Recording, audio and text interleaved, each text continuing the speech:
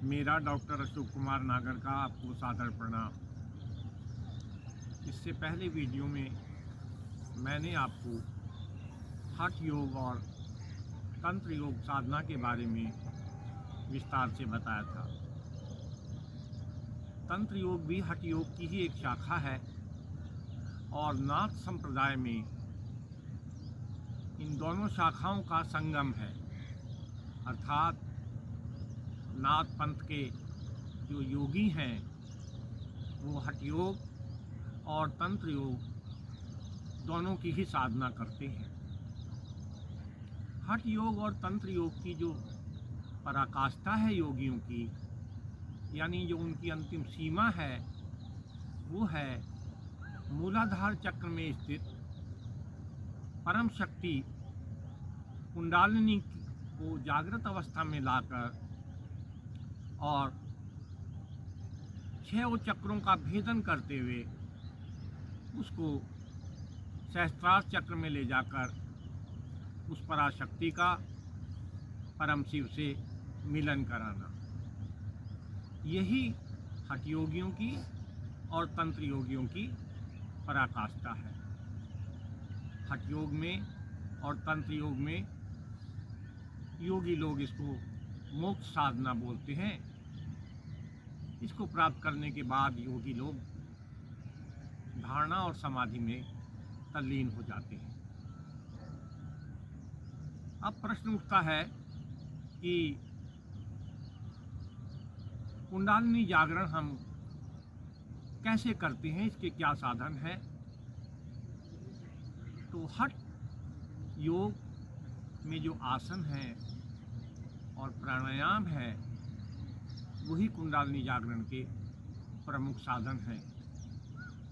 यानी हम यदि अपनी कुंडलिनी शक्ति जो हमारे मूलाधार चक्र में सुषुप्त अवस्था में है, प्रबुद्ध अवस्था में है, उसका जागरण करा के मूलाधार चक्र से उसको सुषुम्ना नाड़ी के भी अंदर जो ब्रह्म नाड़ी है, उस रास्ते से चक्रों का भेदन कराते हुए उसको जब सहस्त्रार चक्र में ले जाते हैं तो वहाँ पर उसका परम शिव से मिलन कराते हैं। इसको सामरस्य बोलते हैं योग में, और यह योगियों की पराकाष्ठा है, ये उनका अंतिम उद्देश्य है। यानी जो योग में आसन है और प्राणायाम है, उन्हीं के द्वारा योगी लोग अपनी कुंडली का जागरण कराते हैं। एक बहुत ही प्रसिद्ध पुस्तक है कौल ज्ञान निर्णय, जिसको योगी मत्स्येंद्र नाथ ने लिखा है। उसमें योगी मत्स्येंद्र नाथ कहते हैं कि प्राणायाम से पहले हमें अपनी देह को परिपक्व करना जरूरी है। उन्होंने शरीर को 2 भागों में बताया है। 2 तरह की हमारी देह होती है, एक अपरिपक्व देह है, एक परिपक्व देह है।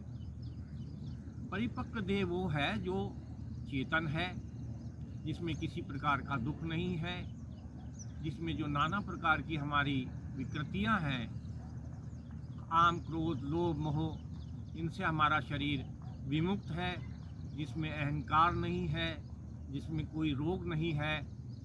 तो इस प्रकार का जो देह है वो परिपक्व देह बताई गई है। और प्राणायाम के लिए हमारी देह का परिपक्व होना बहुत जरूरी है। और परिपक्व देह हम कैसे बनाते हैं, वो हम अपने शरीर को योगाग्नि में तपाते हैं। यानी योग के आसनों द्वारा हम अपने शरीर को पकाते हैं, तैयार करते हैं और अपनी देह को परिपक्व बनाते हैं। और उसके बाद हम प्राणायाम का सहारा लेते हैं। यानी पहली सीढ़ी हुई हमारी कुंडलिनी जागरण में आसन की, दूसरी सीढ़ी हुई हमारी प्राणायाम की। तो मैं आज आपको जो प्रमुख आसन हैं उनके बारे में विस्तार से जानकारी दूंगा, उनका प्रैक्टिकल डेमोन्स्ट्रेशन भी करके दिखाऊंगा। और यदि हम इन आसनों का लगातार अभ्यास करें, नियमित अभ्यास करें, तो हम अपने शरीर को स्वस्थ रख सकते हैं। नंबर एक तो बहुत सारी जो बीमारियां हैं, जैसे हाई ब्लड प्रेशर है, डायबिटीज़ है, थायराइड की समस्या है, गर्दन का दर्द है, कंधे का दर्द है, घुटने का दर्द है, बहुत सारी जो है नींद ना आने की बीमारी है, बहुत अनेक बीमारियां हैं। वात पित्त कफ दोष जो है हमारे, जब इन तीनों का डिसबैलेंस हो जाता है, इनका संतुलन शरीर में नहीं रहता, तो नाना प्रकार के रोग पैदा होते हैं। तो ये यदि हम अपने आसन करते रहें नियमित रूप से, तो हम इन चीज़ों से बच सकते हैं। हमारा शरीर स्वस्थ रहेगा और हमें बहुत सारी बीमारियों से निजात मिलेगी, मुक्ति मिलेगी। तो मैं आज आपको कुछ प्रमुख आसनों के बारे में विस्तार से बताऊंगा। इन आसन के करने से पहले हमें कुछ सूक्ष्म प्राणायाम करने चाहिए, ताकि हमारा शरीर जो है इन आसनों के लिए तैयार हो जाए। यानी कुछ वार्म अप एक्सरसाइज हैं, यदि हम उनको करेंगे तो उसके बाद हम अपने ये जो आसन हैं इनको भली भांति करेंगे और इनसे हमें बहुत फ़ायदा होगा। तो सबसे पहले अब हम सूक्ष्म प्राणायाम करेंगे, और खड़े होने के बाद हम दोनों हाथ बांधकर ताड़ासन करेंगे। अपने शरीर को पूरा खींचेंगे। गहरे सांस लेने के बाद, योग का सिद्धांत है कि जब भी कभी हम स्ट्रेचिंग की कोई भी एक्सरसाइज करें, अपने शरीर को खींचें, तो हमारे फेफड़े जो हैं वो खाली नहीं होने चाहिए। इसलिए हमेशा जब भी कोई हम अपने शरीर को खींचते हैं तो फेफड़ों में पहले उसको प्राणवायु से भर लेते हैं। तो हम गहरा सांस लेंगे और शरीर को खींचेंगे 3 बार। गहरा सांस,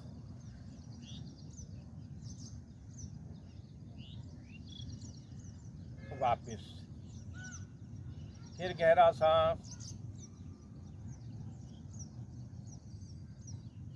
वापस, फिर गहरा सांस, वापस, विश्राम। इसके पश्चात अब हम हाथ खोलकर ताड़ासन करेंगे। गहरा सांस लेंगे, गहरा सांस, वापस, फिर गहरा सांस, वापस, फिर गहरा सांस,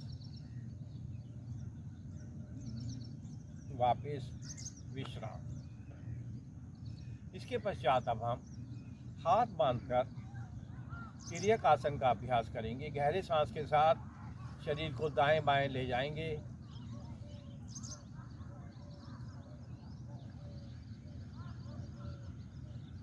वापस, फिर गहरा सांस,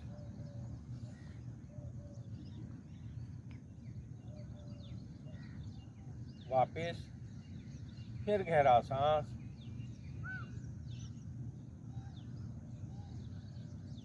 वापस, फिर गहरा सांस, वापस, विश्राम। इसके पश्चात अब हम अर्ध चक्रासन का अभ्यास करेंगे। गहरा सांस लेकर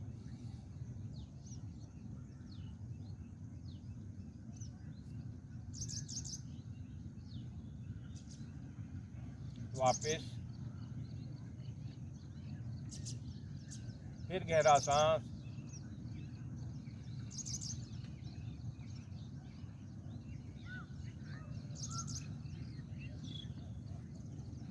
वापस, फिर गहरा सांस,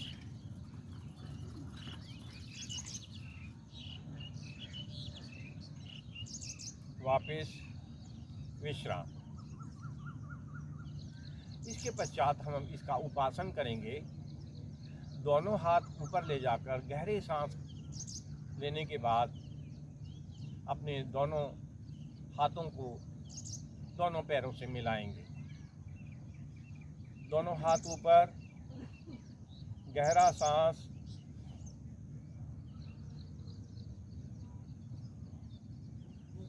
कुछ देर रुकेंगे।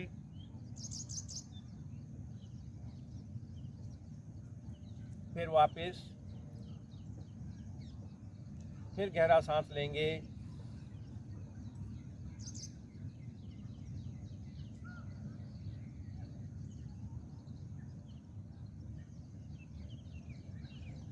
वापस,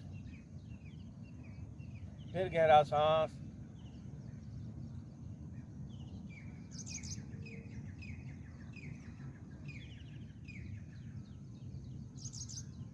वापस विश्राम। इसके पश्चात अब हम शरीर को संतुलित करने के लिए 2 आसन करेंगे, सूक्ष्म प्राणायाम करेंगे, आसन करेंगे। पहला है अश्वत्थ आसन। अश्वत्थ अंजीर के पेड़ को कहते हैं। और हम एक हाथ उठाकर एक पैर के ऊपर खड़े होने का अभ्यास कुछ समय के लिए करेंगे। दायां हाथ ऊपर, दाएं पैर को जमाएंगे और बाएं पैर को थोड़ी देर के लिए उठाएंगे।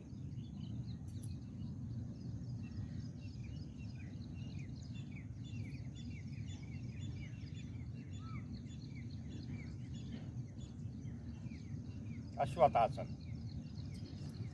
अब हम बाएं पैर को जमाएंगे और दाएं पैर को थोड़ा ऊपर उठाएंगे।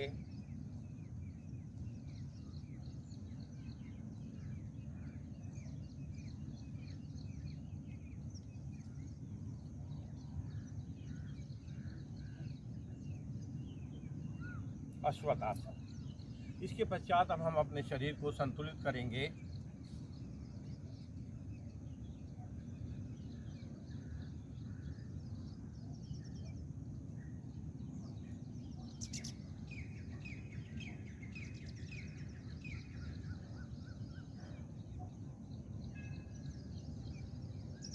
दूसरे पैर से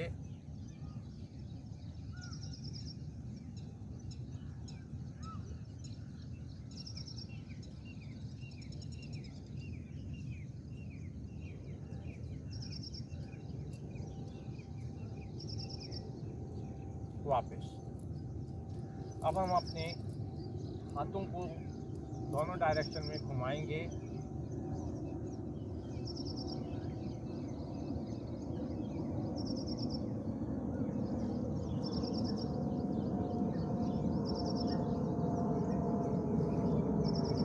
दूसरे हाथ को घुमाएंगे।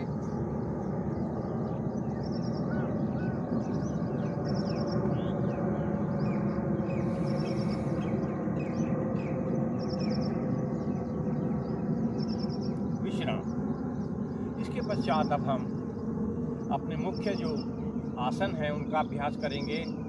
सबसे पहले हम सूर्य नमस्कार करेंगे। श्रोताओं, सूर्य नमस्कार बहुत ही लाभदायक आसन है।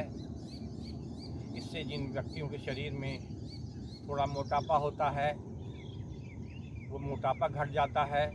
हमारे शरीर की सारी मांसपेशियां मजबूत हो जाती हैं। हमारा शुगर पे कंट्रोल रहता है। ब्लड प्रेशर नियंत्रण में आ जाता है। थायराइड की समस्या बिल्कुल समाप्त हो जाती है। जो नींद न आने की समस्या है वो बिल्कुल समाप्त हो जाएगी और शरीर से बिल्कुल आपका प्रमाद जो है, आलस्य है, वो पूरा समाप्त हो जाएगा। तो हम सूर्य के जो 12 मंत्र हैं उनका उच्चारण करते हुए सूर्य नमस्कार या सूर्य प्रणाम का अभ्यास करेंगे। सबसे पहले प्रणाम की मुद्रा। ओम मित्राय नमः। ओम रवये नमः।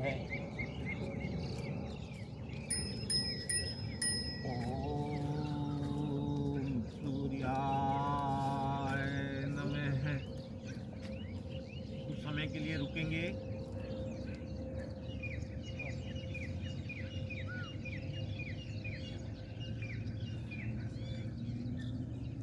ओम भानुवे नमः।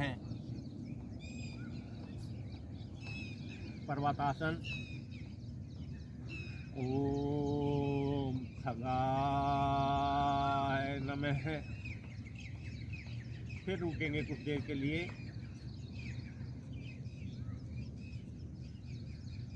ओम उष्णये नमः। अष्टांग प्रणाम। कुछ देर के लिए रुकेंगे। ओम हिरण्यगर्भये नमः।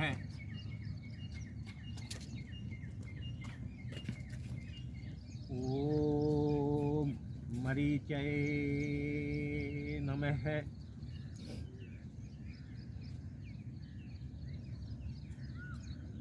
ओम आदित्याय नमः। ओम सावित्रे नमः। फिर रुकेंगे थोड़ी देर के लिए।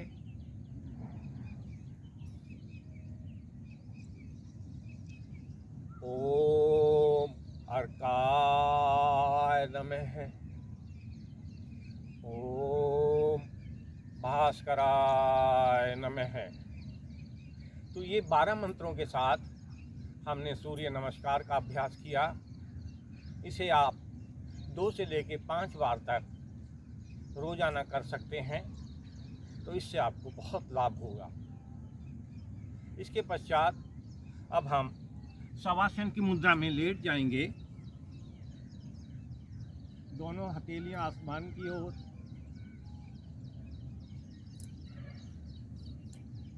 मन में कोई विचार नहीं, अपने ध्यान को सांसों के आने जाने पर केंद्रित करेंगे। इसके पश्चात हम दोनों हाथों को पीछे ले जाएंगे और 3 बार गहरा सांस लेकर लेटे लेटे ताड़ासन करेंगे। गहरा सांस शरीर को खींचिए आगे पीछे। फिर गहरा सांस शरीर को फिर खींचेंगे आगे पीछे।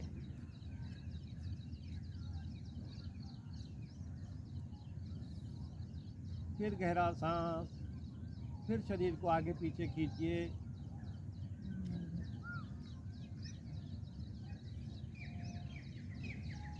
विश्राम। दोनों हाथों को आगे ले आएंगे और दाहिनी करवट लेकर बैठ जाएंगे।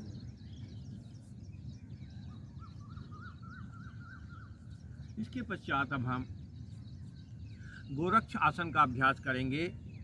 दोनों एड़ियों को और पैरों को मिलाएंगे और इनको पीछे ले जाकर पेरिनियम से टच करेंगे। जितना पीछे ले जा सकें धीरे धीरे अभ्यास कीजिए और पेरिनियम से टच कर हम अपने घुटनों को ऊपर नीचे चलाएंगे।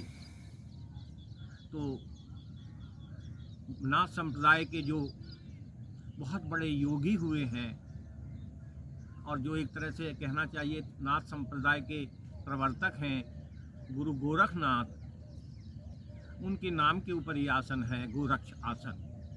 उनका नाम गोरक्षनाथ या गोरखनाथ है। तो ये आसन जो है हमारे लिए बहुत ही लाभकारी आसन है। विशेष रूप से जो सीनियर सिटीजन्स में प्रोस्टेट वगैरह की समस्याएं हो जाती हैं, तो उसके लिए ये बहुत ही लाभदायक आसन है। हमारे जितनी भी पैरों घुटनों से ऊपर की मसल्स जो हैं वो सारी इसमें उनको बहुत लाभ होता है। और 1.5 से 2 मिनट तक यदि रोज़ाना हम इसका अभ्यास करेंगे तो इससे हमें बहुत लाभ होगा।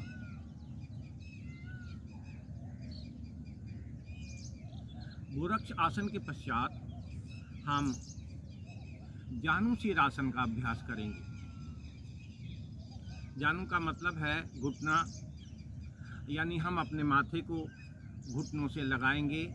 पहले दायां पैर जो है आगे, बाएं पैर की जो एड़ी है वो पेरिनियम को टच करेगी। गहरा सांस लेके 2 बार हम पहले अपने पैरों को पकड़ेंगे, नीचे ले जाकर सांस को निकाल देंगे। गहरा सांस।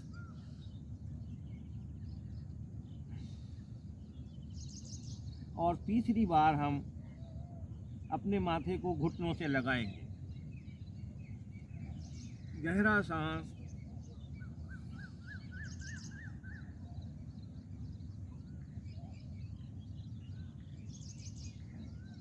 तीस सेकंड के लिए, लगभग हम 20 से 30 सेकंड के लिए रुकेंगे। अब हम दूसरे पैर को, बाएं पैर को आगे करेंगे और दाएं पैर की जो एड़ी है वो पेरिनियम को टच करेगी। और फिर गहरा सांस लेकर हम 2 बार घुटनों को पकड़ेंगे और तीसरी बार जो है माथे को घुटनों से लगाएंगे। गहरा सांस।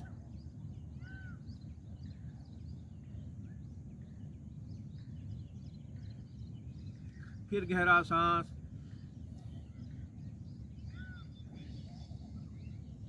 नीचे सांस को निकाल देंगे, थोड़ी देर रुके रहेंगे। फिर गहरा सांस।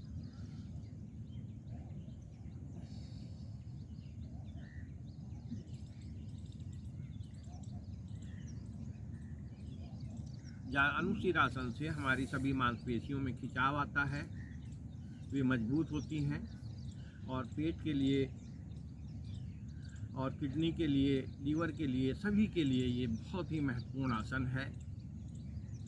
इसका हमें नियमित अभ्यास करना चाहिए। इसके पश्चात हम दोनों पैरों को मिलाएंगे और फिर हम यही आसन करेंगे, पश्चिमोत्तानासन। गहरा सांस।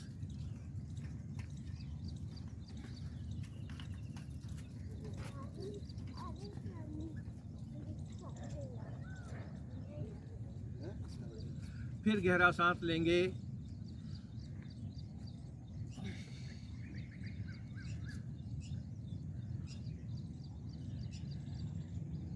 और तीसरी बार माथे को घुटनों से लगाएंगे। गहरा सांस।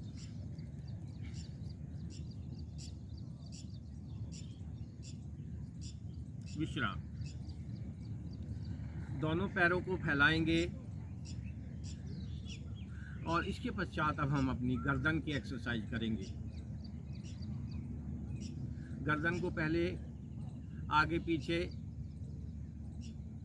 चलाएंगे, उसके बाद दाएं बाएं और फिर गर्दन को क्लॉकवाइज और एंटी क्लॉकवाइज रोटेट करेंगे, घुमाएंगे और अंत में गर्दन की मालिश करेंगे। तो अब हम अपनी गर्दन की एक्सरसाइज करते हैं।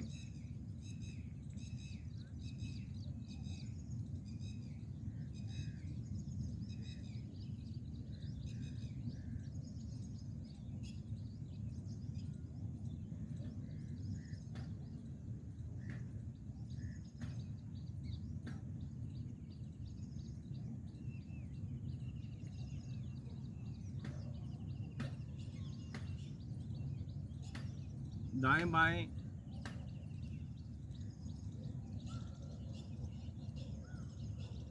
नेत्र बंद रखेंगे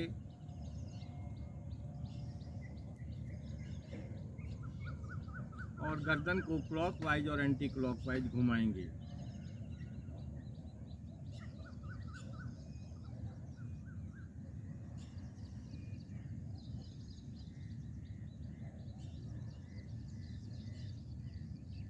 दस 15 बार 20 बार आप घुमा सकते हैं। धीरे धीरे इसका अभ्यास करेंगे। एंटी क्लॉकवाइज,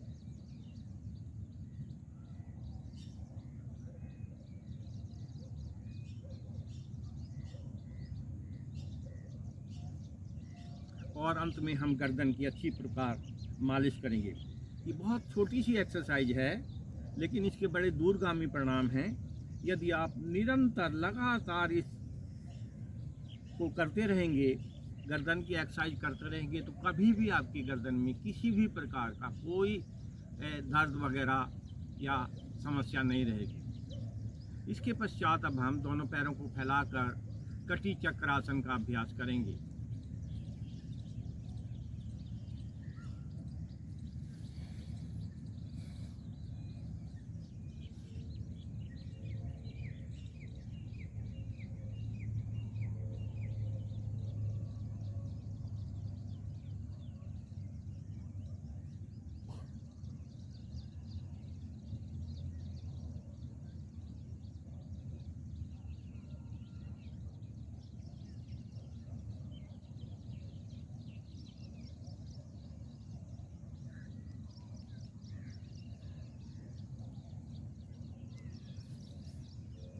इसको अपनी सुविधा के अनुसार हम 1 से 2 मिनट तक कटी चक्रासन का अभ्यास कर सकते हैं। इससे हमारी सारी मांसपेशियां मजबूत होती हैं। एब्डोमिनल रीजन में बहुत इसका फ़ायदा है, पेट के लिए, डाइजेशन के लिए, हमारे जो पसलियां हैं उनके लिए, फेफड़ों के लिए ये जो कटी चक्रासन है इसके बहुत फ़ायदे हैं। इसके पश्चात अब हम किसी भी आसन में बैठ जाएंगे। पद्मासन लगाइए, सुखासन, सिद्धासन, किसी भी आसन में लगाकर अब हम अपनी कोहनियों की एक्सरसाइज करेंगे। बीच बीच में हम इस प्रकार की एक्सरसाइज करते हैं कि हमारे शरीर के जितने भी अंग हैं सभी की एक्सरसाइज हो जाए। तो अब हम हथेलियाँ ऊपर कर अपनी कोहनियों की एक्सरसाइज करेंगे। दोनों हाथों को मोड़ेंगे 10, 15, 20 बार, हथेलियाँ आसमान की ओर। और इसके पश्चात अब हम हथेलियों को ज़मीन की ओर कर मोड़ेंगे।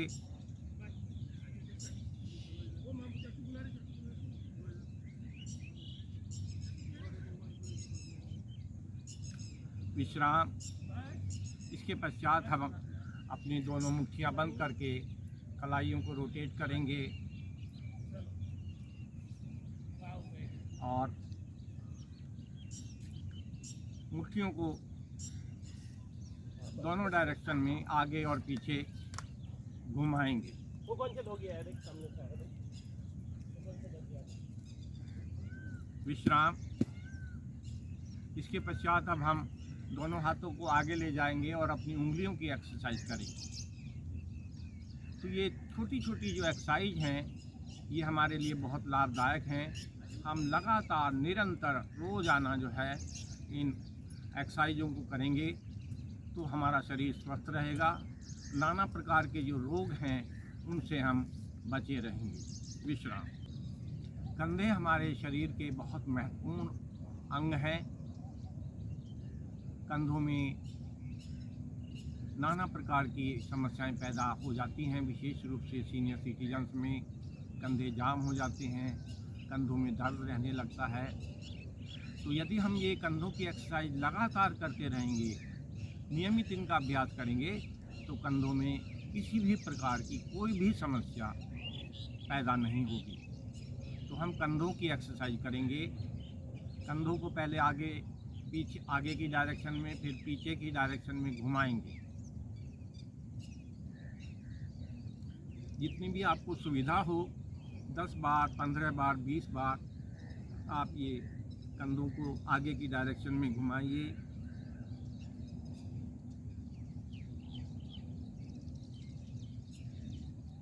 उसके बाद पीछे की डायरेक्शन में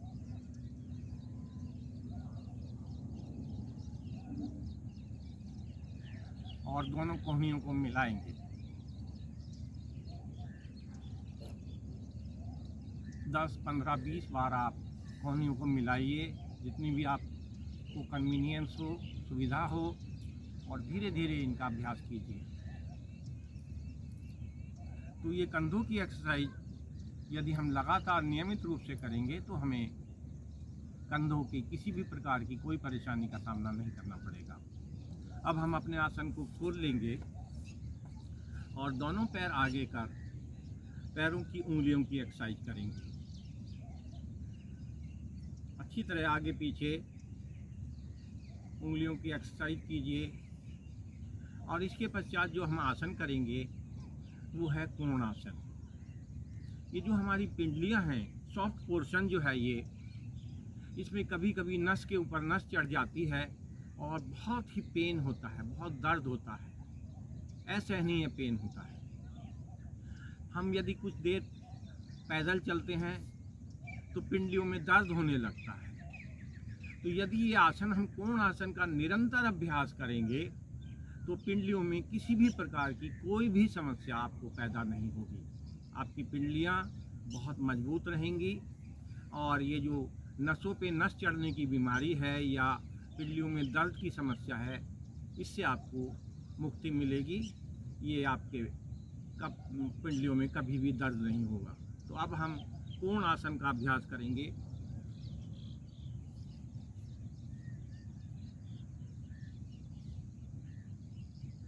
सांसों की गति सामान्य, और इसमें आप जितना आराम से कन्वीनियंस हो रोक सकते हैं, रुकिए थोड़ी देर, 30 सेकंड, 40 सेकंड। उसके बाद धीरे धीरे धीरे धीरे हम वापस आ जाएंगे, विश्राम की मुद्रा में बैठ जाएंगे। इसके पश्चात हम फिर आसन लगाएंगे, और आसन लगाने के बाद दोनों हाथ पीछे ले जाकर योग मुद्रा का अभ्यास करेंगे। हम गहरा सांस लेंगे, अपने नाक और माथे को पहले दाएं घुटने पर लगाएंगे, फिर वापस आएंगे, फिर गहरा सांस लेंगे, फिर बाएं घुटने पर लगाएंगे, थोड़ी देर रुकेंगे, वापस आएंगे, और फिर सामने ज़मीन पर यही प्रक्रिया दोहराएंगे। तो अब हम योग मुद्रा का अभ्यास करेंगे। गहरा सांस,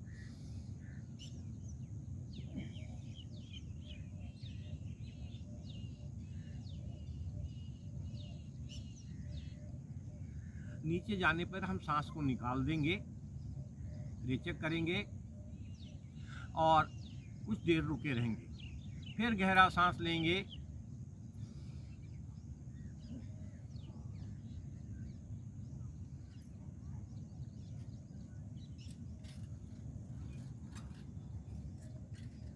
वापस, फिर गहरा सांस,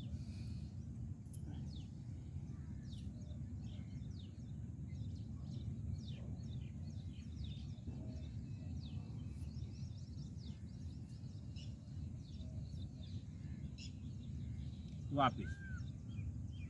तो योग मुद्रा हमारे पूरे शरीर की एक्सरसाइज इसमें हो जाती है। हमारे जो हैं कंधे हैं, पीठ है, एब्डोमेन रीजन है, सभी में इसमें खिंचाव होता है, और ये हमारे पेट के लिए, हमारी किडनी के लिए, हमारे लंग्स के लिए, सभी के लिए बहुत ही लाभदायक आसन है। और इसका हम बड़े आसानी से रोज़ाना अभ्यास करेंगे तो इससे हमें बहुत लाभ मिलेगा। इसके पश्चात अब हम आसन को खोल लेंगे और बाएं पैर की एड़ी के ऊपर बैठ जाएंगे। ये जो दोनों घुटने हैं ये बिल्कुल सीध में होने चाहिए, एक लाइन में, और जो घुटना ऊपर है वही हाथ पीछे ले जाकर हम क्लिप बनाएंगे और थोड़ा आसमान की ओर देखेंगे और गोमुख आसन का अभ्यास करेंगे। गोमुख आसन हठ योग के बहुत ही प्रमुख आसनों में है। इससे हमारे कंधों की, पीठ की, सब मांसपेशियों का खिंचाव होता है और हमें बहुत सारे इससे लाभ मिलते हैं। तो एक डायरेक्शन में पहले हम बाएं पैर की एड़ी पर बैठ के गोमुख आसन का अभ्यास करेंगे, कुछ देर रुकेंगे, आसमान की ओर देखेंगे, सांसों की गति सामान्य है इसमें। अब हम दूसरी डायरेक्शन में अर्थात दाएं पैर की एड़ी के ऊपर बैठ जाएंगे। आराम से पहले बैठ जाइएगा, दोनों घुटने आपके एक सीध में, और जो घुटना ऊपर है वही हाथ पीछे ले जाकर क्लिप बनाएंगे, आसमान की ओर देखेंगे और थोड़ा रुके रहेंगे। सांसों की गति सामान्य है, इसमें आप 30 सेकंड, 40 सेकंड, 50 सेकंड थोड़ा सा रुकिए। तो गोमुख आसन हमारे हठ योग के एक बहुत ही प्रमुख आसनों में है, और हम देख रहे हैं कि हमारे कंधों की, हमारी पीठ की, हमारी सब मांसपेशियां जो हैं इसमें, उनमें खिंचाव होता है और इससे हमें बहुत लाभ मिलते हैं। वापस फिर विश्राम की मुद्रा में आ जाएंगे और इसके पश्चात अब हम वज्रासन की मुद्रा में बैठ जाएंगे। श्रोताओं, वज्रासन अपने आप में एक बहुत ही लाभदायक आसन है। भोजन के बाद यदि हम थोड़ी देर वज्रासन में बैठ जाते हैं तो हमें बड़ा लाभ मिलता है।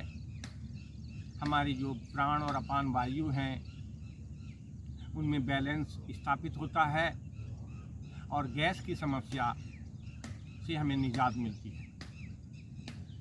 तो वज्रासन में बैठने के बाद हम दोनों मुट्ठियां बनाएंगे, अंगूठे अंदर, और नाभि के दोनों ओर मुट्ठियों को ले जाकर गहरा सांस लेकर मंडूक आसन का अभ्यास करेंगे। नीचे जब झुकेंगे तो आगे की ओर देखेंगे, जमीन की ओर ना देख के आगे की ओर देखेंगे। मंडूक आसन का पहला पोज, गहरा सांस,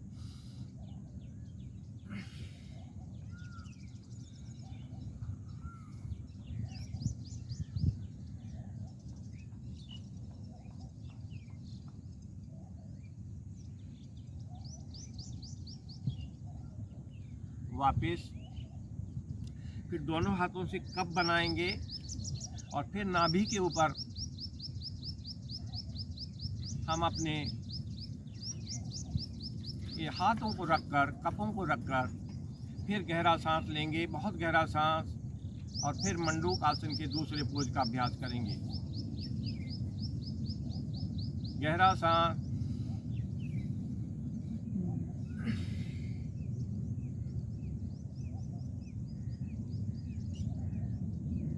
कुछ देर रुकेंगे, सामने देखेंगे, वापस आ जाएंगे। हमारा जो नाभि का क्षेत्र है ये बड़ा महत्वपूर्ण क्षेत्र है।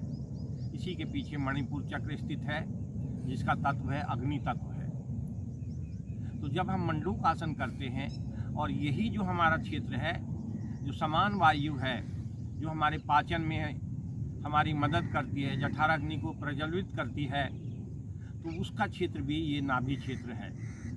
तो जब हम मंडूक आसन करते हैं, भली प्रकार लगातार इसका अभ्यास करते हैं, तो ये जो जठराग्नि है ये प्रज्वलित हो जाती है। इससे हमें भूख वगैरह, डाइजेशन वगैरह, हमारा जो पाचन क्रिया है उसमें मदद मिलती है। इसके अलावा हमारा जो मणिपुर चक्र है वो एक्टिवेट होता है, और जब यहाँ गर्मी उत्पन्न होती है तो उससे जो मूलाधार चक्र में जो हमारी कुंडलिनी शक्ति है, जो जागृत अवस्था में हमें करने के लिए नाना प्रकार के हम आसन और प्राणायाम का सहारा लेते हैं, तो अग्नि के प्रज्वलित होने से ये जो कुंडलिनी है ये जागृत हो जाती है। और सूर्य भेदी प्राणायाम, भस्त्रिका प्राणायाम और ये जो मंडूक आसन वगैरह, ये सारे जो आसन हैं ये कुंडली जागरण में भी हमें बहुत मदद देते हैं। यानी इन्हीं के सहायता से हम योगी लोग जो है कुंडली जागरण करते हैं। तो मंडूक आसन एक बहुत ही लाभदायक आसन है। श्रोताओं, अब मैं अपने इस वीडियो को यहीं पर विराम देता हूं। अगले वीडियो में मैं आपको बहुत अच्छे और आसनों के बारे में बताऊंगा।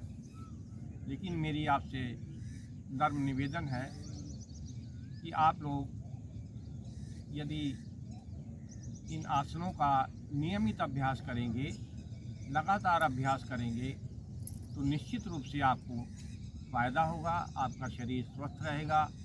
और बहुत सारी जो बीमारियां हैं, छोटी छोटी गैस की समस्याएं हैं, इसके अलावा हमारे डायबिटीज़ की समस्या है, हाई ब्लड प्रेशर की समस्या है, थायराइड की समस्या है,